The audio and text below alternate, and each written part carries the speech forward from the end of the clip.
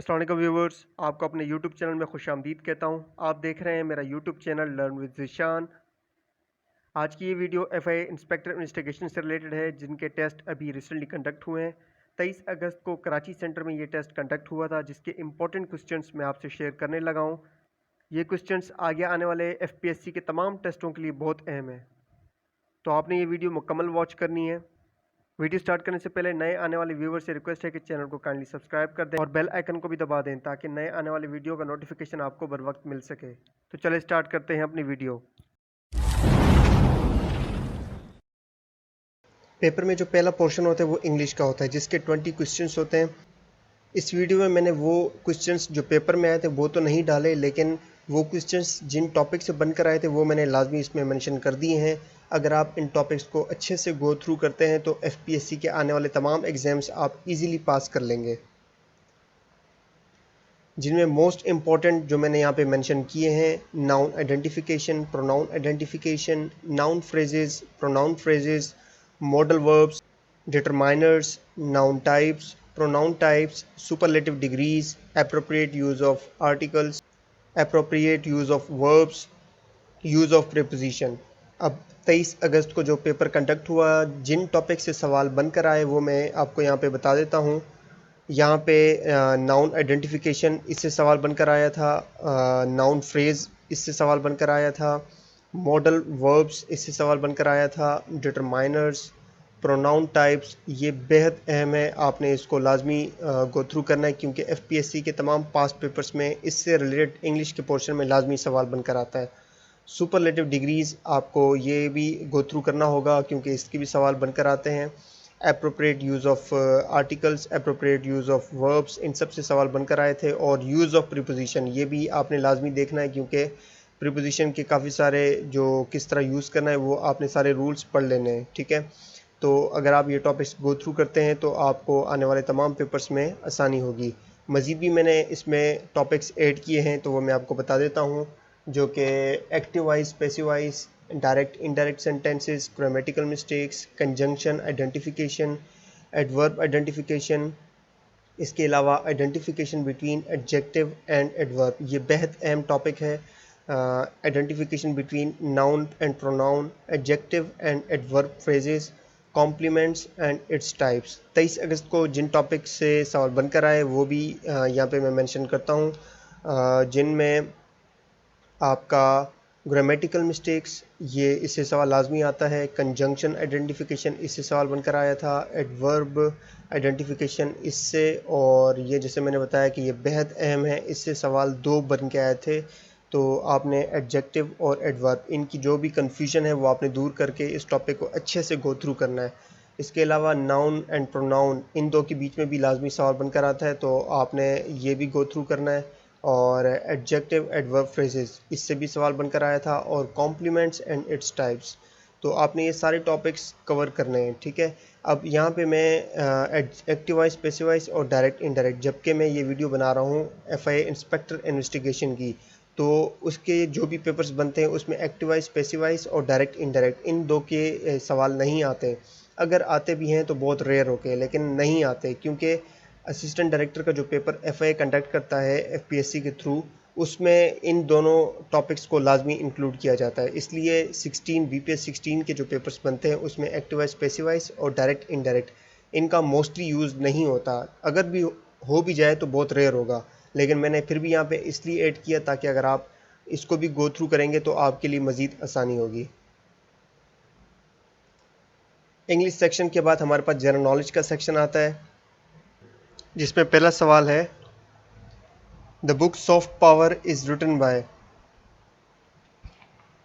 अच्छा, यहाँ पे आपने फेमस बुक्स को भी लाजमी याद कर लेना है, क्योंकि फेमस बुक्स का लाजमी 1-2 सवाल लाजमी आते हैं। तो सॉफ्ट पावर जो यहाँ पे लिखी गई है वो किस राइटर ने लिखी है?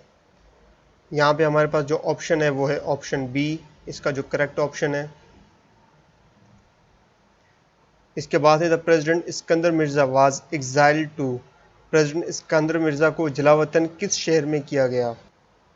इसका करेक्ट ऑप्शन जो है वो है ऑप्शन डी, लंदन की तरफ इनको जलावतन कर दिया गया। और जनरल अयूब ने किया। नेक्स्ट क्वेश्चन है who abrogated the 1956 constitution of Pakistan. तो ये भी सिकंदर मिर्ज़ा के ऊपर ही क्वेश्चन है कि 1995 का जो कॉन्स्टिट्यूशन ऑफ पाकिस्तान है वो किसने तहलील किया था। तो इसका जो करेक्ट ऑप्शन है वो है ऑप्शन बी, सिकंदर मिर्ज़ा ने। और इन्हीं को इसी वजह से क्रिटिसाइज़ ज़्यादा किया जाता है क्योंकि फर्स्ट मार्शल लॉ वो इन्हीं के थ्रू ही पाकिस्तान में नाफिज हुआ था। नेक्स्ट क्वेश्चन है on the basis of which amendment of constitution of Pakistan Phata was merged with KP. Pakistan के किस कॉन्स्टिट्यूशन के मुताबिक फाटा को केपी में मर्ज किया गया। इसका जो करेक्ट ऑप्शन है वो है ऑप्शन सी, 25 अमेंडमेंट के थ्रू फाटा को मर्ज किया गया विद केपी।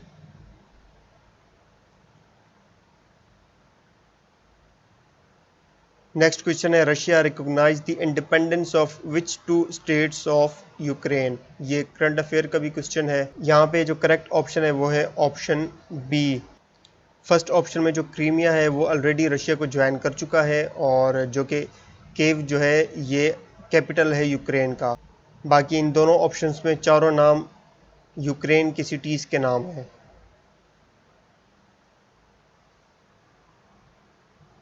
नेक्स्ट क्वेश्चन है which of the following is viral disease. अब वायरल डिजीज़ कौन सी होती हैं। अब यहाँ पे जो करेक्ट ऑप्शन है हमारे पास वो है ऑप्शन ए, एड्स जो है वो यहाँ पे वायरल डिजीज़ है।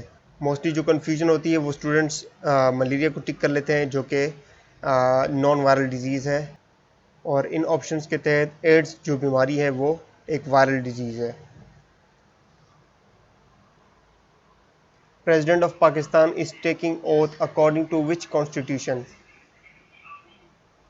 प्रेसिडेंट ऑफ पाकिस्तान किस कॉन्स्टिट्यूशन के तहत अपना हल्फ उठाता है। इसका जो करेक्ट ऑप्शन है वो है ऑप्शन सी।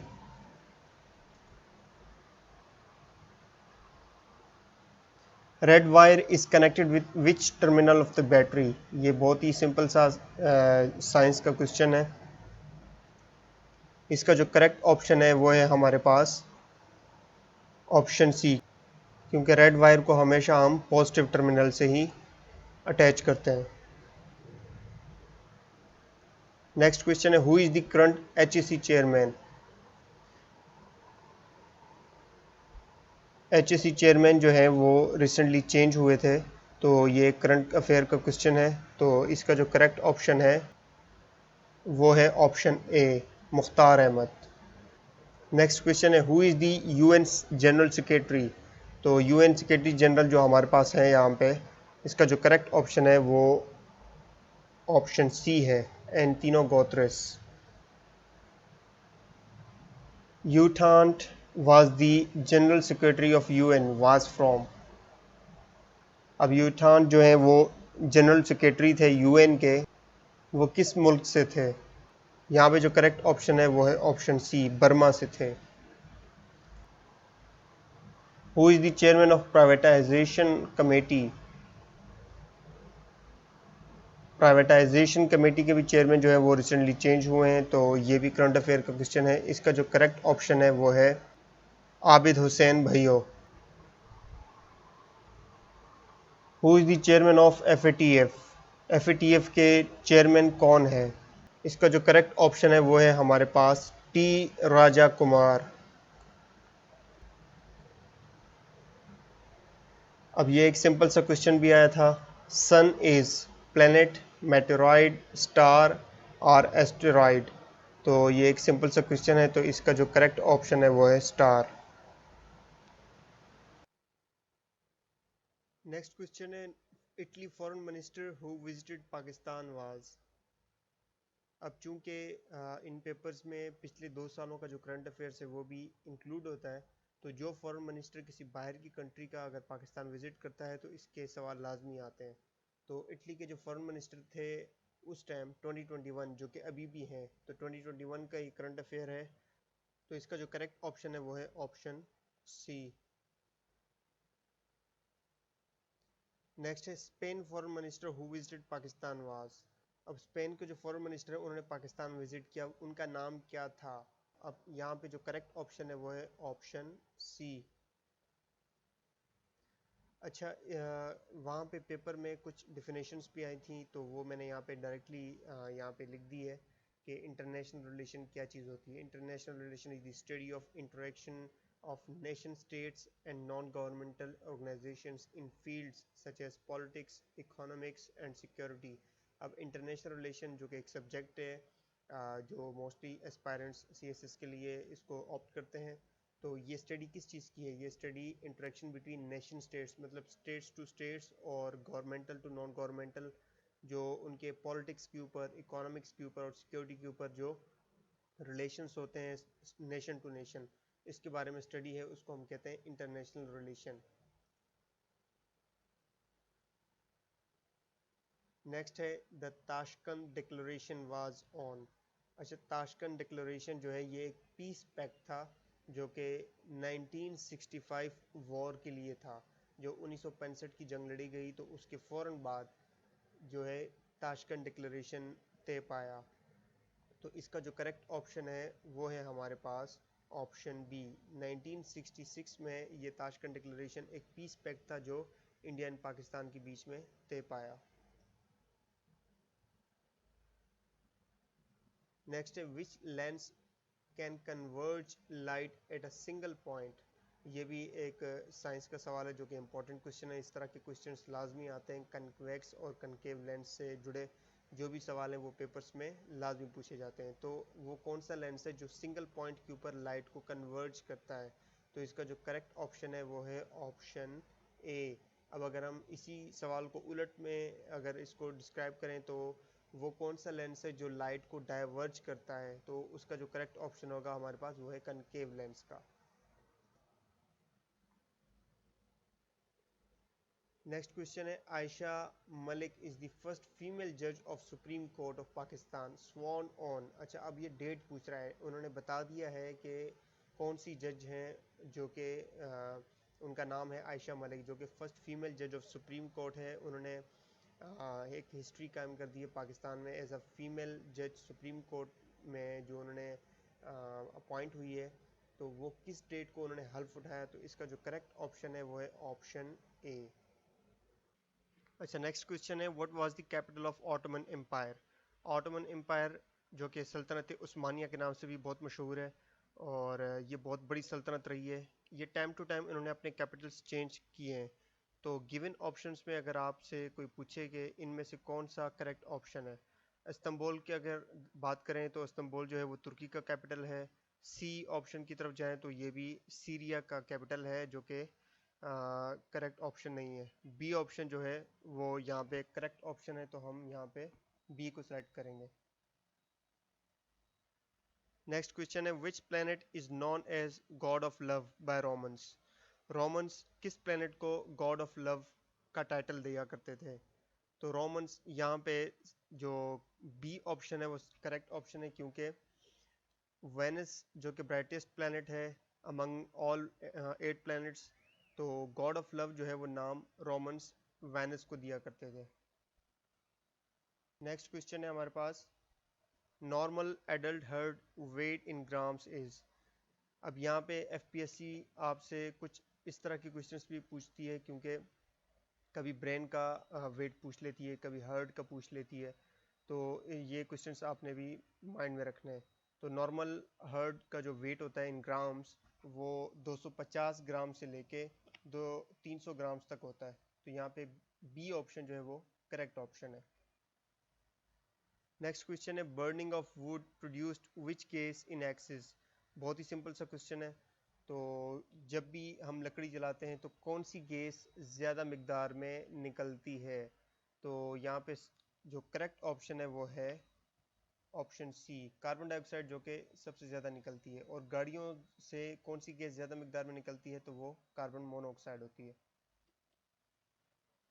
नेक्स्ट क्वेश्चन है which gas is highest quantity in air atmosphere. फिज़ा में कौन सी एयर की मिकदार सबसे ज़्यादा पाई जाती है? ये भी बहुत सिंपल सा क्वेश्चन है।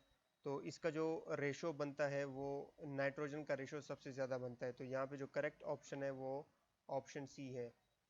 नाइट्रोजन गैस सबसे ज़्यादा मिकदार में पाई जाती है, फिर उसके बाद हमारे पास ऑक्सीजन गैस होती है। नेक्स्ट क्वेश्चन है America troops withdrawn from Afghanistan on, Afghanistan से अमेरिका के ट्रूप्स किस तारीख को कम्प्लीटली विड्रॉन कर चुके थे। तो यहाँ पे जो करेक्ट ऑप्शन है वो है ऑप्शन ए, 30 अगस्त को अमेरिका के जो ट्रूप्स हैं वो अफगानिस्तान से कम्प्लीटली विड्रॉ कर चुके थे। अच्छा, यहाँ पे बहुत ही इंपॉर्टेंट क्वेश्चंस जो कि एफपीएससी में 23 अगस्त के पेपर में आए थे वो न्यूक्लियर से रिलेटेड थे। तो प्रोलिफरेशन का मतलब क्या है? प्रोलिफरेशन जो कि टर्म यूज़ होती है न्यूक्लियर के साथ, तो प्रोलिफरेशन का मतलब है एक्सपेंशन, ठीक है।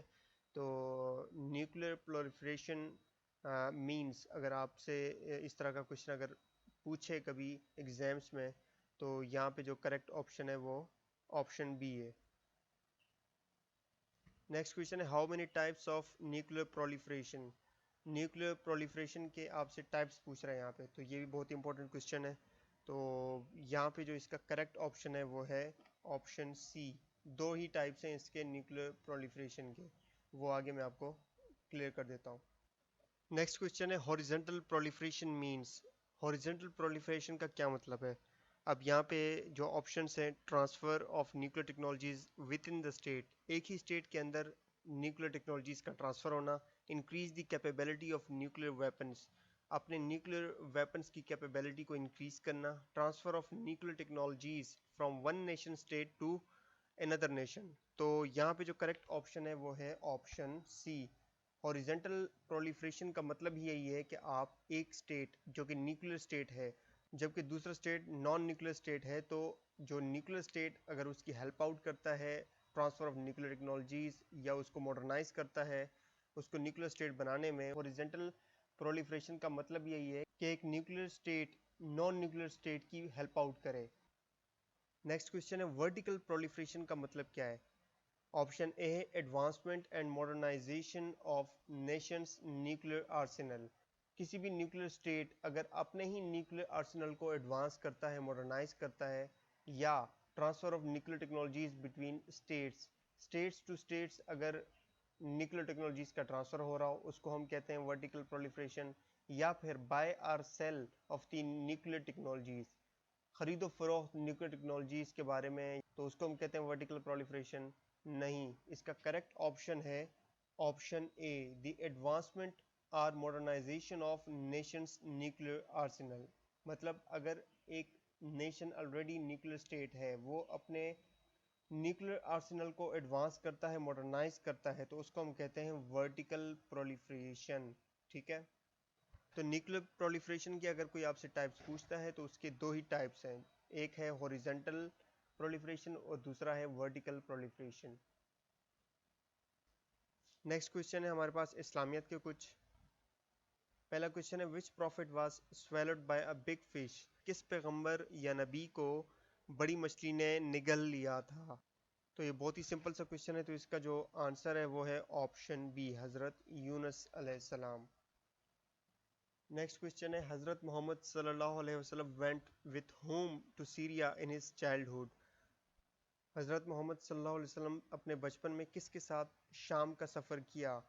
तो ये सवाल पास्ट के पेपर्स में बहुत बार आया है, तो इसका जो करेक्ट ऑप्शन है वो है option B, Abu Talib with his uncle, जो उनके चचा लगते थे, उनके साथ शाम का सफ़र किया।